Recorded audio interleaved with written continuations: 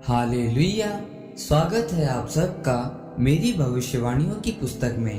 तो आइए हम आज के पवित्र वचन को पढ़ेंगे जो कि परमेश्वर के दास प्रेरित अंकुर यूसुफ नरूला जी के द्वारा लिखा गया है। अभिषेक क्या है?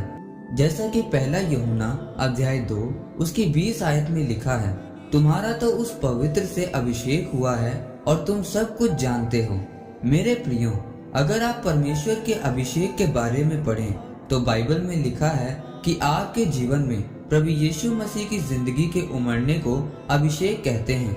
अगर आज सबसे ज्यादा एक विश्वासी, एक मसीही को जरूरत है तो वह परमेश्वर का अभिषेक है। और परमेश्वर का अभिषेक उस व्यक्ति के पास होता है जो बिना किसी इच्छा को रखते हुए, बिना किसी लालच से परमेश्वर के साथ अपने समय को बिताता है। और ऐसा करने से परमेश्वर का अभिषेक उस व्यक्ति के जीवन में उमड़ने लगता है।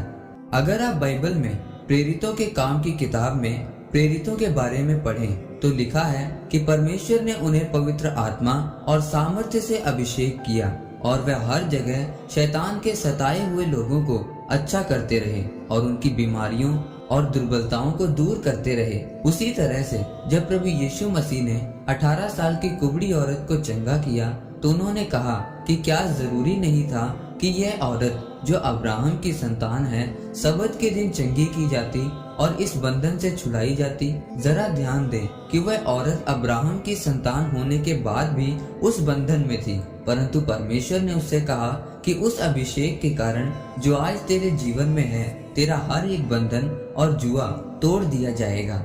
याद रखें, अभिषेक उनके जीवन में होता है जिनके मन शुद्ध हैं और जो परमेश्वर के साथ अपने समय को व्यतीत करते हैं। जो लोग पाप से नफरत करके परमेश्वर से प्रेम करते हैं वही अभिषेक को ग्रहण करने के योग्य होते हैं। लेकिन अगर आज किसी विश्वासी के जीवन में अभिषेक नहीं है तो वह ऊपर नहीं देख सकेगा, क्योंकि उसके सिर पर बोझ होगा और उसी बोझ के कारण वह नीचे देखेगा। परंतु अगर आपके जीवन में परमेश्वर का अभिषेक होगा तो हर एक बंधन आपके जीवन से तोड़ दिया जाएगा। इसलिए आपको उस चीज से नफरत करनी पड़ेगी जिस चीज से परमेश्वर नफरत करते हैं। इस तरह का जीवन व्यतीत करने से आप जयवंत होंगे।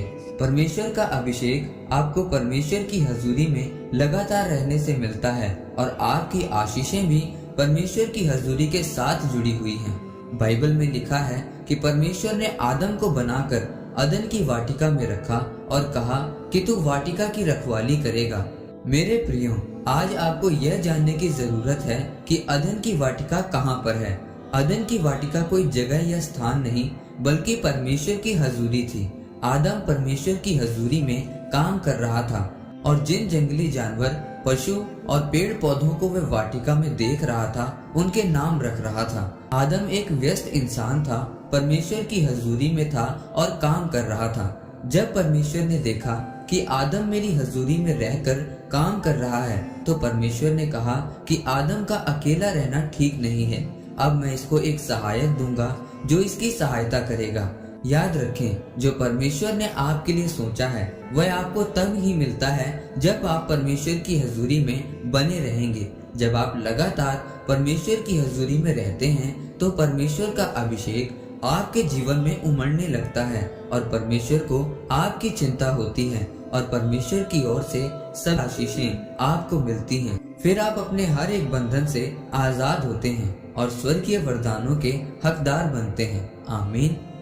आइए परमेश्वर के दास के द्वारा लिखे गए इस अंगीकार को आप मेरे साथ एक मन होकर करें। सरल शक्तिमान परमेश्वर, मैं इस वचन के लिए आपका धन्यवाद करता हूँ।